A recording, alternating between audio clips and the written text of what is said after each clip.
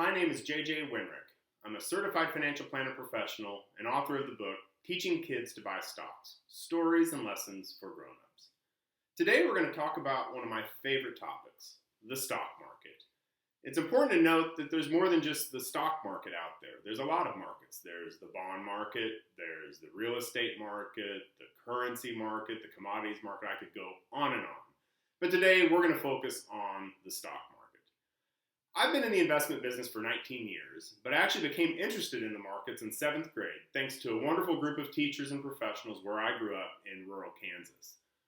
I wouldn't have been able to learn the things I learned so young if I hadn't had great teachers that helped to simplify things down to a level that even a kid could understand. My goal today is to share some of those same lessons with you so that you feel comfortable having conversations with your kids. And I'm also going to share some context on the current market environment that we find ourselves in. So with that, let's dig in. So what do you think of when you hear those words, the stock market? Does it make you think of your 401k and retirement accounts? Does it maybe make you think of your kids' college savings funds? Does it create an emotional response? Has that emotional response changed in the last couple of months with everything that's happened? What about your kids? Do they know what the stock market is? Do they know what a share of stock represents? Maybe you just try not to think about it. Maybe you don't feel anything at all. Maybe it's something you just don't pay attention to. I know for some, the stock market seems so complicated and foreign that they try not to think about it. They know it's there and it's something that they should probably care about, but they don't because it just seems too complex. Well, no matter how you answer those questions, I have something for you today. You see, I know the emotions that people feel. First and foremost, fear and greed, they can be quite powerful. And those are the two emotions that can lead us to make bad financial decisions, and often at the most inopportune times. I know these emotions because I feel them too. But I've also given talks to and had conversations with thousands of people in my career about investing and the stock market. Included in that group are thousands of financial investment professionals that I've consulted along the way. Let me give you a little bit of background on me. My first 7 years in the investment business were spent working as a financial advisor for the general public. I spent the next 12 years of my 19-year career as an investment consultant to financial and investment professionals and their clients. In this role, I was often asked to speak at events for these financial professionals, all in an effort to help simplify what was going on in the markets at the time, with the end goal of reducing the emotional response and to allow folks to make decisions with their thinking brain and not with their fight or flight brain. Now, during these 19 years, I've also had the wonderful luxury of teaching my kids the basics of the stock market as they've grown up. My wife of 18 years, Jody, she was a fellow financial advisor when we met and then were married. And our children are now 7th, 8th, and 9th graders. Plus, I have a stepson who is 28, and he is actually a successful investment professional in his own right. Now, I didn't all of a sudden just teach them one day, hey, here kids, here's the stock market. It was more of an evolution over time that started with conversations about money and conversations about saving. These lessons were nothing complicated. In fact, they were quite simple. Anyone could do the same thing with their children. It doesn't take a financial professional. All it takes is a parent or a teacher that chooses to have a few extra conversations in the course of their day-to-day life. You see, from when my kids were barely old enough to stop putting the coins in their mouth, my wife and I began talking about money and talking about business to them. This eventually led to deeper conversations, challenges to save their money, and then eventually them actually investing the money that they'd saved into the stock market. A funny thing happened in that process. I was able to see the market through the eyes of my kids. As any parent knows, it is truly amazing to see the world through the eyes of a child. When a child sees something for the first time, they do it without all of the biases and the baggage that we grown-ups carry with us. That's why kids say the darndest things, right? Well, let me tell you, my kids said the darndest things as well as they began to understand. Many of the things they said were so good, they became part of my talks and part of my conversations professionally. And some of those things I'll share as we go along. More on that in a bit.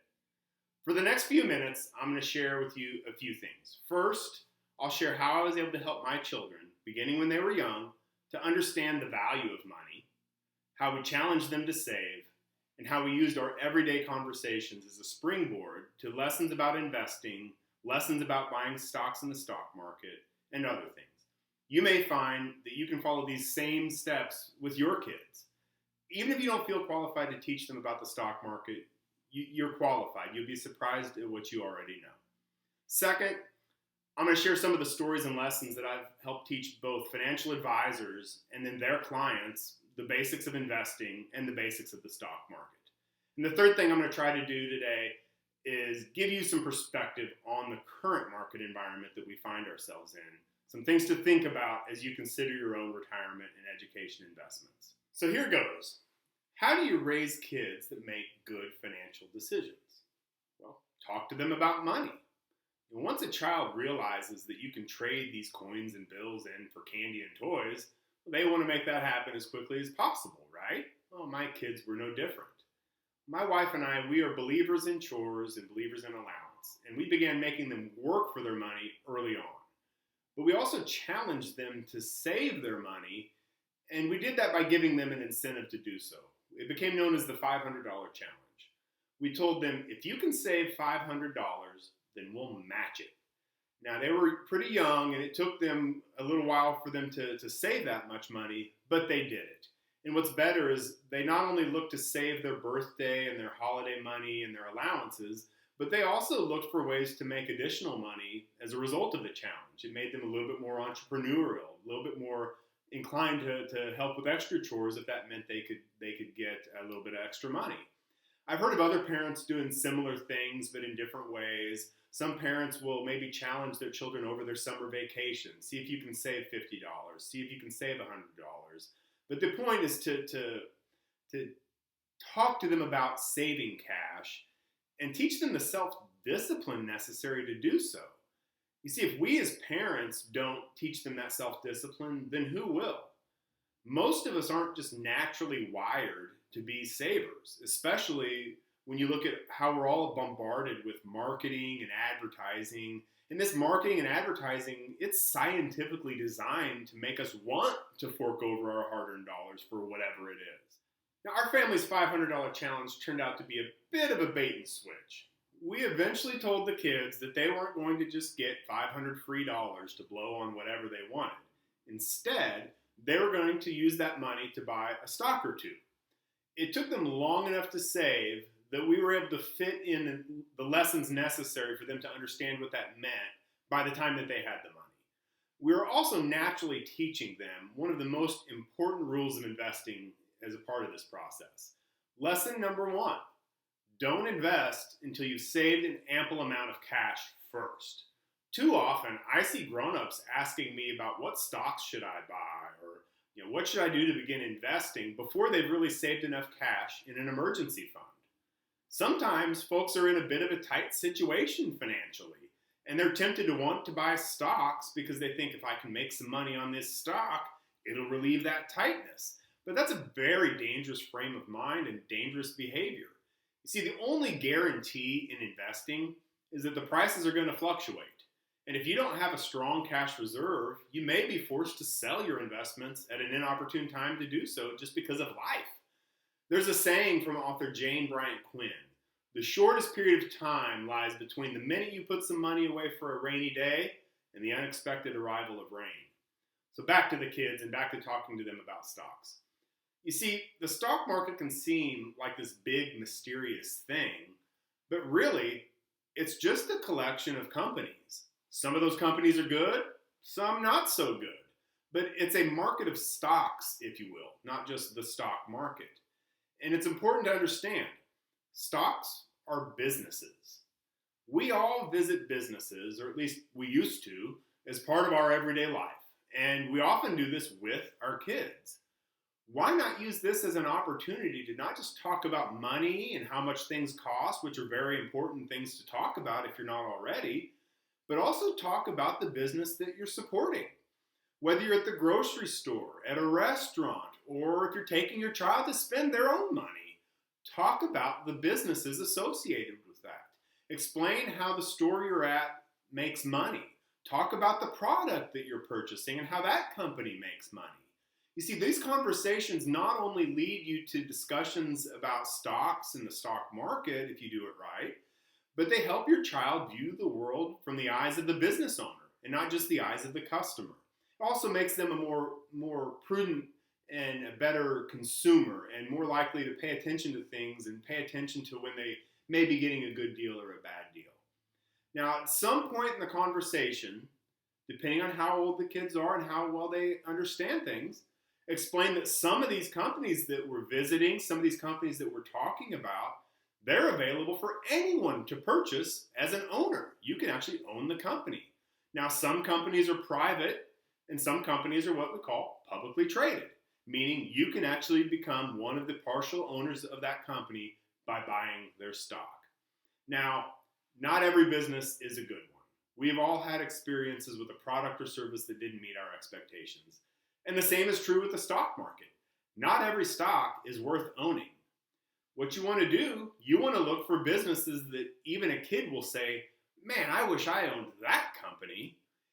In our family, we have a saying, if there's a line out the door, do some research. Some of the best stocks of the last 10 years featured lines of happy paying customers waiting outside the door, ready to fork over their money. Let's think about some examples. Apple, we saw lines out the door waiting for their phones for years and years. Chipotle Mexican Grill is the place that we love to go, and I've waited in plenty of lines there. Starbucks, Costco. It's easy while you're waiting in line, have that conversation with the child about, you can actually buy this company. It seems like they're doing pretty good, right?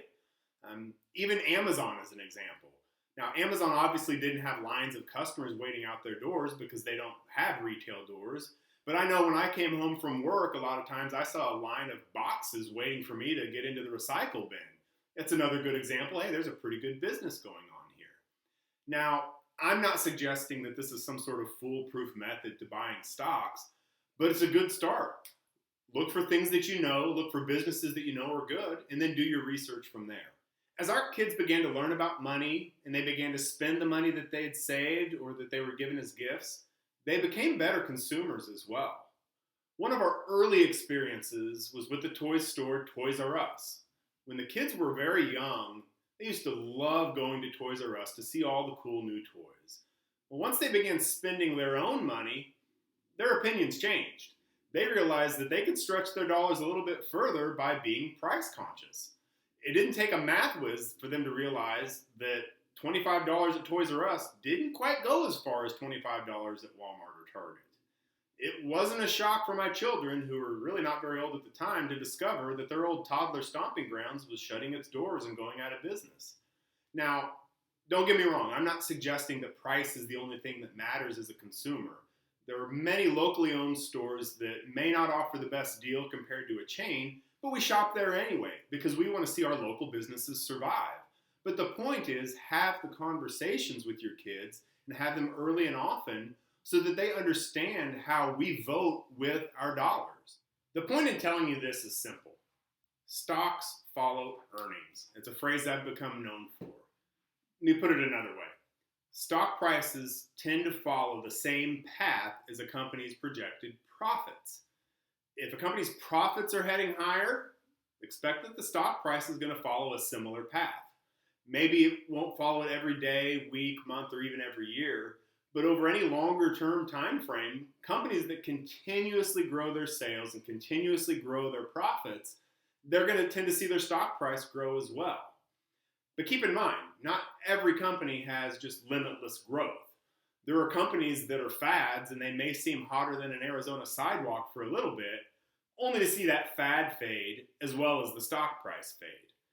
Other companies, they are so completely disruptive to the status quo and they can grow their profits for far longer than many really think possible.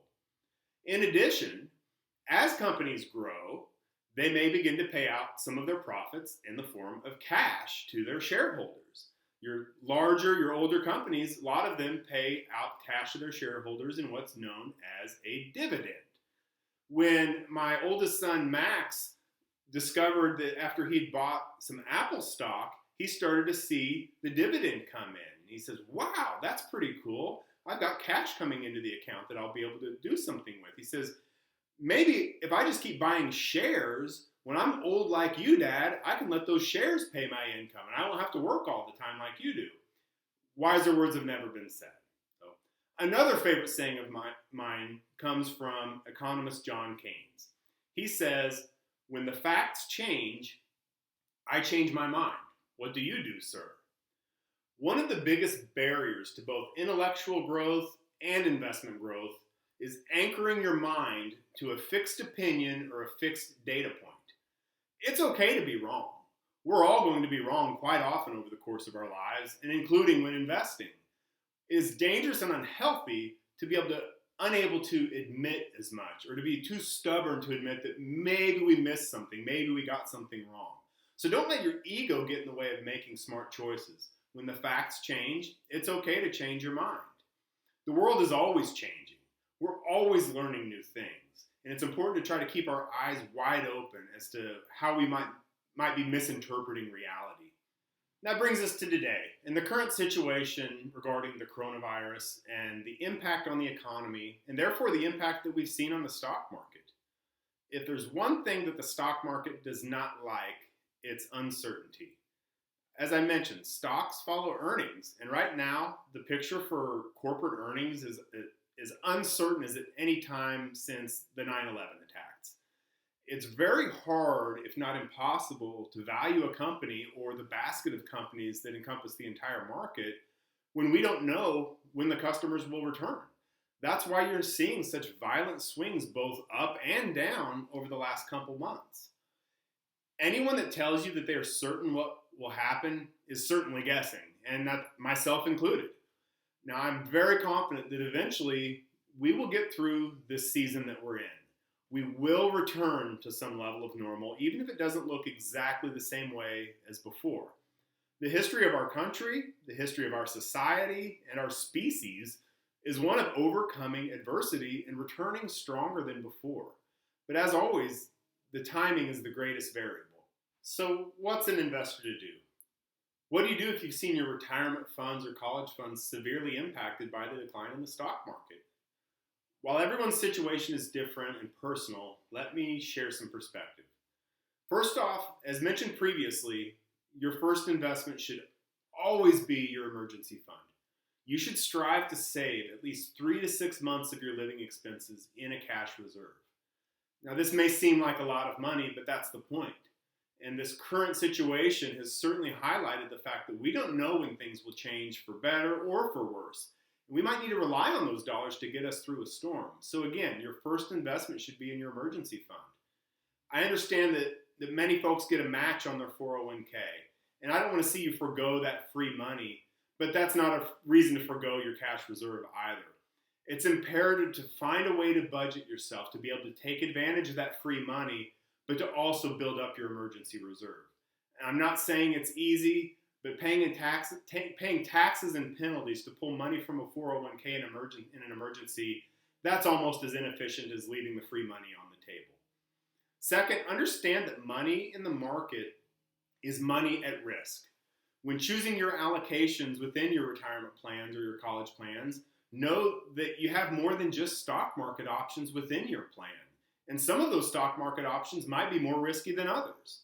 You're also going to have the options to invest in the bond market, which tend to decline less, or sometimes they even go up in a bear market for stocks. You may also have a money market or a fixed account as an option. Be self-aware of how you feel about watching your balances decline during a bear market. Almost everybody has a high risk tolerance when the bulls are on parade and the market's moving higher. But it's times like this that give investors a gut check of their true risk tolerance. Just understand that money in the stock market is always susceptible to declines of 50% or even more. If it's an individual stock, it might be even much more than that. How much can you tolerate that type of fluctuation? Know yourself, know what you can handle. Keep in mind, when the facts change, so should you. If you're just starting out and you don't have that much invested, perhaps a big decline like that wouldn't be catastrophic. But if you have been saving for some time and you've built up a nice nest egg, then a decline like that's going to have a bigger effect. Make sure to adjust your allocations to your current reality. You should never take on so much risk that a decline in the stock market would be catastrophic to your life. It is perfectly okay, and it's actually quite advisable to stay balanced, to not have all of anything, especially once you've saved up a decent-sized nest egg. Third, understand that when things look hopeless, they aren't. This too shall pass, but we don't know when. We will recover, and so will the stock market, but we don't know the timing. I had a professor in college at the University of Kansas that used to say, you can figure out what, but you can't figure out when. And his point was that you must give yourself enough time to recover from being wrong. And if you don't have time to recover, then maybe don't take on as much risk. My final point, don't let fear or greed push you around. Don't let the fear of missing out, another way of saying greed, push you into taking on more risk than you can really live with. Also, don't let fear of market losses turn you into something that you're not. It's a common temptation to want to jump out of the market once it has dropped a considerable amount, thinking that you're going to buy back lower. While I'm not saying that it can't be done, understand that most people, including professional investors, are terrible at doing this. I mean, let's think about it for a minute. If you're getting out of the market because you're scared of losing more money after it's already dropped, well, then fear has already overtaken the market. Understand that buying lower means buying when the fear is higher. What makes you think that you're the run into a burning building type of investor that's going to buy when the fear is even higher? Be honest with yourself. Are you more likely to buy when things settle down? Well, when things settle down, that typically means when prices are higher. If you didn't think to take the chips off the table when the market was much higher, perhaps you won't think to put those chips back in when the market is lower. So know yourself. Study after study has shown that most investors that jump in and out of markets, they tend to underperform those who leave their investments alone for extended periods or systematically rebalance their portfolios periodically. Now, if you're a professional trader that has studied the short-term fluctuations and you know what you're doing, more power to you. But understand, that is a highly specialized skill that most people fail at doing even after studying for years and years and having years and years of trial and error. On the other hand, millions of individuals with no specialized training have been very successful investors by sticking to a balanced plan of investing in balanced portfolios and then rebalancing systematically as markets fluctuate. None of us know what will happen next, so it's important to control what we can control. We can't control the markets and we can't control the economy, but we can control how we prepare for both the bad times as well as the good times. If history is any judge, this too shall pass, and the markets will bottom before anybody believes that it makes sense for that to happen. Bull markets are born on pessimism. When the last sellers have thrown in the towel, that's actually when the recovery begins. I do believe we will recover, and just like our grandparents and our great-grandparents learned life-changing lessons from their experiences, so will we. My great-grandparents were products of the Dust Bowl era in Kansas, and they never forgot those lessons. In fact, they taught them to my grandparents, who were products of the World War II era, who then taught those lessons to my parents. And I believe that all of us will learn from what we're living through right now, and so will our kids. And then they'll teach these lessons to our grandchildren. I believe that the recovery, when it happens, it'll be filled with a renewed sense of purpose, just as it has in the past. I think that we'll see new urgency to protect our local critical industries, to take care of what we have, and to make our own medicines, to build our own stuff, and to do it with the latest technology so that we'll do it cleaner and more efficiently than ever before. I believe it will happen, but I can't tell you when. With that, let me close by summarizing what we've covered today. Talk to your kids about money and how much things cost. Teach them to save for a rainy day. And talk about the businesses you see as you go about your lives. As you talk about the businesses you see, remember, anyone with money can buy shares of publicly traded companies. When you start to look at companies, remember, stocks follow earnings, aka company profits. Look for companies that you wish you could own. But always remember, money in the market is money at risk. It's important to know yourself, know your situation, and understand how much risk you can handle. No matter what, your first investment should always be your emergency reserve. We recommend at least 3 to 6 months of your monthly expenses in a cash reserve.